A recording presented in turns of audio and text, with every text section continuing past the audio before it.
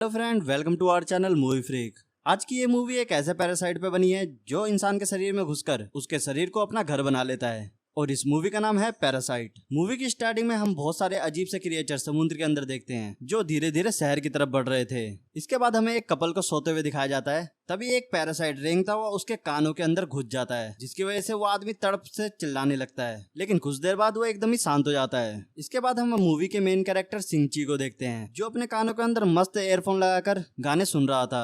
तभी एक वैसा ही पैरासाइट उसके पास आकर उसके कानों में घुसने की कोशिश करता है, लेकिन ईयरफोन लगे होने की वजह से वो उसके कान में नहीं घुस पाता। जिसके बाद वो पैरासाइट उसके नाक के जरिए उसके शरीर के अंदर घुसने की कोशिश करता है, लेकिन तभी सिंची जग जाता है और इस डर के मारे वो उसे दूर फेंक देता है। वो इस पैरासाइट को बुक से मारने की कोशिश करता है, लेकिन अभी मरना तो छोड़ो, वो उसके हाथों को काट कर उसके अंदर घुस जाता है। अभी सिंची ये देखकर काफी ज्यादा घबरा जाता है और अभी उस क्रिएचर को अपने अंदर घुसने से पहले वो अपने हाथ को तार से बांध लेता है। अभी उसकी आवाज सुनकर उसकी माँ उसके कमरे में आती है और पूछती है, क्या हुआ बेटे, तुम ठीक तो हो? जिस पर सिंची बोलता है कि मॉम, मेरे हाथ में एक सांप घुस गया है। उसकी माँ उसके हाथों को देखती है और उसे कुछ भी नहीं दिखता। अगले दिन ब्रेकफास्ट करते समय सिंची अपनी माँ से बोलता है कि मुझे कुछ अजीब सा लग रहा है, जिस पर सिंची की माँ बोलती है कि शायद तुम्हारी रात को नींद पूरी नहीं हुई, इसी वजह से तुम्हें ऐसा लग रहा है। इसके बाद हमें वो पहला वाला आदमी दिखाया जाता है जिसके कानों से क्रिएचर घुस गया था। इसके बाद वो आदमी अपनी वाइफ के पास जाता है और उसे अजीब तरीके से घूरने लगता है। तभी अचानक से उसका मुंह खुल जाता है। उसकी गर्दन के बीच में एक आंख थी। अब उसकी वाइफ जब तक कुछ समझ पाती तब तक वो आदमी उसे खा जाता है। अब हम सिंची को स्कूल जाते हुए देखते हैं जहाँ उसकी दोस्त हमेशा की तरह उसके साथ जारी होती है। यहाँ इसकी दोस्त सतोमी उसके अंदर अजीब सा बदलाव महसूस करती है। जिसके बाद स्कूल में भी उसके साथ काफी अजीब चीजें होती है,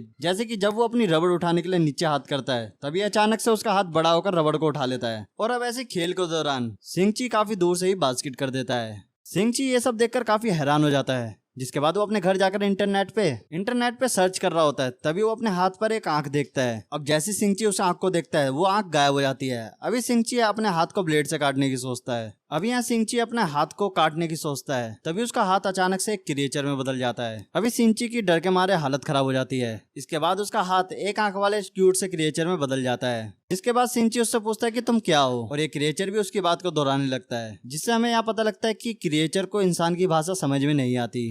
जिसके बाद वो क्रिएचर सिंची के लैपटॉप से और उसकी किताबों को पढ़कर उसकी लैंग्वेज सीखने लग जाता है। अभी हम लोगों को ये बात समझ नहीं आई कि उसको बुक पढ़ना और लैपटॉप चलाना कैसे आया। खैर, अभी इस क्रिएचर का मेन मकसद सेंची के दिमाग में घुसकर उसके दिमाग को कंट्रोल करने का था। सेंची के हाथ में लीड बांधने की वजह से वो क्रिएचर उसके शरीर में सही तरीके से नहीं घुस पाया और उसने अभी तक केवल उसके हाथ पर ही कब्जा कर रखा था। अब ये सब सुनकर सेंची उसे बोलता है कि मैं अपने हाथ को काट कर अलग कर दूंगा।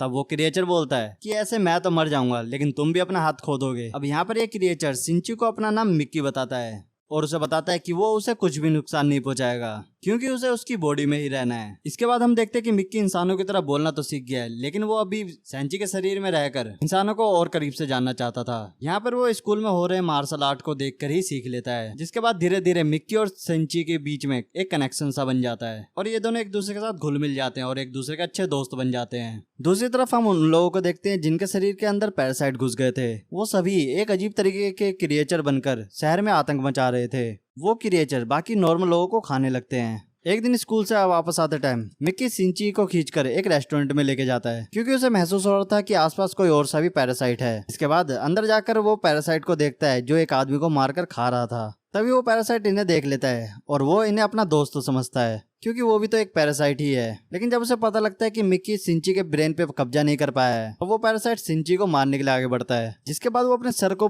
काफी अजीब तरीके से खोलता है और सिंची के ऊपर हमला करता है, लेकिन मिक्की उसके सर को काटकर सिंची को बचा लेता है क्योंकि अगर सिंची मरता तो मिक्की भी मर जाता। धीरे धीरे इस शहर में काफी सारे लोग गायब हो रहे थे और इस शहर में बहुत सारी लाशें भी मिल रही थी, लेकिन यहाँ की पुलिस को बिल्कुल भी आइडिया नहीं था कि इतने खतरनाक तरीके से इनको मार कौन रहा है। आगे हम सिंची और मिक्की को बात करते हुए देखते हैं। यहाँ मिक्की सिंची से बोलता है कि उन्हें मिलकर उनके साथियों को रोकना होगा और हम सबको मार भी नहीं सकते और पैरासाइट का खाना ही इंसान है। जैसे इंसान जानवरों को मारकर खाते हैं वैसे ही पैरासाइट्स का खाना ही इंसान है और जिस तरह इंसान जानवरों को मारकर खा सकते हैं उसी तरह हम भी सरवाइव करने के लिए इंसानों को मारकर खा सकते हैं। इसमें तो कुछ गलत नहीं है। अगले दिन स्कूल में मिक्की को अपने आसपास एक और पैरासाइट होने का एहसास होता है और ये पैरासाइट कोई और नहीं उनकी टीचर तानिया ही होती है। वो भी यहाँ सिंची को पहचान जाती है क्योंकि इसके अंदर भी एक पैरासाइट था और स्कूल के बाद सिंची उससे मिलने के लिए जाता है जहाँ पर वो बोलती है कि मुझसे डरने की कोई जरूरत नहीं है, मैं बस यहाँ पर इंसानों के रहन सहन देखने आई हूँ। इसके बाद वो 2 और लोगों से मिलवाती है जिन पर पैरासाइट ने कब्जा कर रखा था। इनमें से एक स्कूल का स्टूडेंट जिसका नाम सिमाता था, दूसरा पुलिस ऑफिसर था जिसका नाम ए है। वो उसे बताती है कि हम सब एक टीम बनाकर इंसानों पर स्टडी कर रहे हैं। एक्सपेरिमेंट के तौर पर मिस्टर ए की माँ बनने वाली है और वो बताती है कि उन दोनों के पैरासाइट होने के बावजूद उनका बेटा नॉर्मल है। वो उसे बताती है कि हम इंसान बनकर यहाँ पर छुपकर रह सकते हैं, लेकिन जिंदा रहने के लिए उन्हें इंसानों को खाना होगा। अभी वो मिक्की को भी अपने नेटवर्क में शामिल होने के लिए बोलती है, लेकिन यहाँ पर मिक्की मना कर देता है। अब यहाँ पर मिक्की सिंची को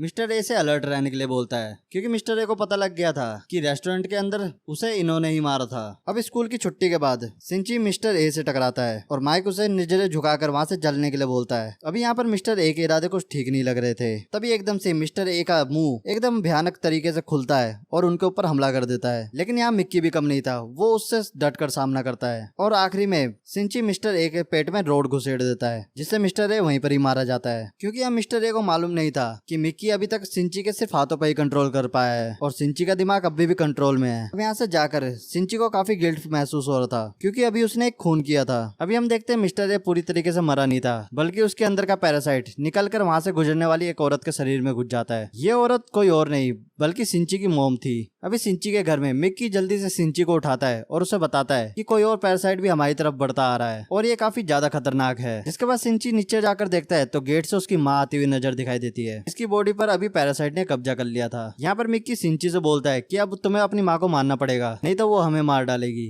लेकिन सिंची ऐसा करने से मना कर देता है। तभी उसकी माँ का सर एक अजीब तरीके के क्रिएचर की तरह खुलता है और सिंची के ऊपर हमला कर देता है, जिसकी वजह से सिंची की छाती में बहुत ही ज्यादा गहरी चोट लग जाती है और सिंची की माँ यहाँ से चली जाती है। अगले दिन हम देखते हैं कि सिंची एकदम सही सलामत था। अभी देखने में ऐसा लग रहा था जैसे सिंची को कुछ हुआ ही नहीं था, क्योंकि यहाँ पर मिक्की ने सिंची के हार्ट के सेल्स को बदल दिया था। अब यहाँ पर सिंची का सिर्फ एक ही मकसद था, अपनी माँ को ढूंढकर मिस्टर ए के पैरासाइट को खत्म करने का। सिंची अपनी माँ को पूरे शहर में ढूंढता है लेकिन उनका कहीं ठिकाना नहीं मिलता। यहाँ तक कि वो तानिया के पास जाकर मिस्टर ए के ठिकाने के बारे में पूछता है, लेकिन यहाँ तानिया उसे कुछ भी नहीं बताती। अभी सीन आगे बढ़ता है और हम देखते हैं कि पुलिस स्टेशन में जांच के दौरान मिस्टर ए की इस लाश के पास सिंची के फिंगरप्रिंट मिले हैं और पुलिस वालों को सिंची के ऊपर शक होता है। जिसके बाद वो सिंची के घर उससे पूछताछ करने के लिए जाते हैं, लेकिन अभी यहाँ इन्हें ठोस सबूत नहीं मिलता, इसलिए वो यहाँ से चले जाते हैं। अब यहाँ मिक्की ने अपनी सेल्स की मदद से सिंची को ठीक किया था, इसलिए सिंची के अंदर मिक्की की पर्सनैलिटी आ गई थी। अभी वो मिक्की की तरह ही बिहेव करने लगा था, जबकि वो पहले काफी डरा डरा रहता था, लेकिन अब वो एकदम निडर हो गया था। उसके बिहेवियर को देखकर हमें पता लग जाता है कि अब ये बदल चुका है। एक दिन जब वो सौतोमी के साथ शॉपिंग कर रहा होता है तब उसे रास्ते में एक मरा हुआ कुत्ता दिखाई देता है, जिसे उठाकर वो डस्टबिन में फेंक देता है। अभी यहाँ पर उसके इमोशनल लेस बर्ताव को देखकर साइतोमी काफी गुस्सा हो जाती है और वहाँ पर दोनों के बीच में लड़ाई हो जाती है। अब मिक्की बताता है कि अब तुम्हारे हार्ट को सही करने की वजह से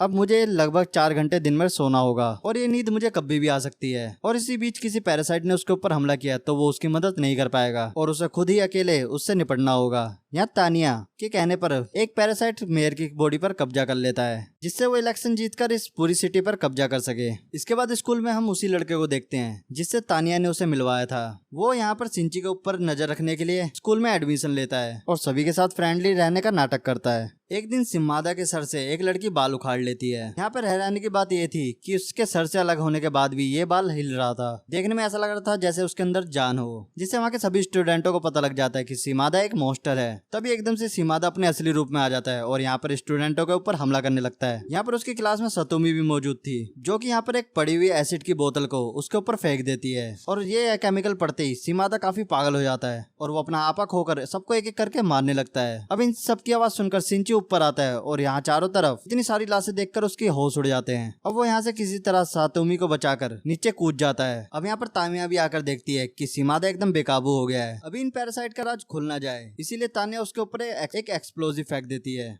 लेकिन अभी एक्सप्लोजिव फटने के बावजूद सिमादा को कुछ नहीं होता और वो आगे बढ़ता ही जाता है। यहाँ पर अभी पुलिस भी आ चुकी थी, लेकिन सिमादा एक एक करके उन्हें भी मार डालता है। इधर सिंची को पता लगता है कि सिमादा स्कूल की छत की तरफ बढ़ रहा है। तभी सिंची भी स्कूल की दूसरी तरफ एक छत पर जाकर चढ़ जाता है और मिक्की की मदद से एक धनुष बनाकर उस पर रोड लगाकर सिमादा पे हमला करता है। इसके बाद वो रोड सिमादा के आर पार हो जाती है और तभी उसकी वहाँ पर मौत हो जाती है। इसके बाद सिमादा सिंची से मिलती है और उसे बताती है कि उसे कुछ दिन के लिए अंडरग्राउंड होना पड़ेगा क्योंकि उसकी डिलीवरी का समय नजदीक आ चुका है। और यहाँ से जाते जाते वो मिस्टर ए का एड्रेस सिंची को देती हुई जाती है क्योंकि अभी मिस्टर ए के क्रिएचर ने सिंची की माँ को अपना कब्जा कर लिया था और तामियाबी यहाँ पर अब माँ बनने वाली थी, इसलिए वो उसके दुख को समझ सकती थी। अब एड्रेस मिलते ही सिंची सीधा मिस्टर ए के ठिकाने पर जाता है। अभी मिस्टर ए का क्रिएचर सिंची की माँ के अंदर था। अभी यहाँ पर मिकी को भी नींद आ जाती है, लेकिन अब वो यहाँ सोने से पहले खुद को एक हथियार में बदल लेता है, जिसके बाद सिंची और मिस्टर ए मतलब उसकी माँ के बीच में काफी भयानक लड़ाई होती है। अभी यहाँ मिस्टर ए सिंची के ऊपर भारी तो पड़ रहा था, लेकिन किसी तरह से सिंची की माँ अपनी बॉडी पर काबू करने लगती है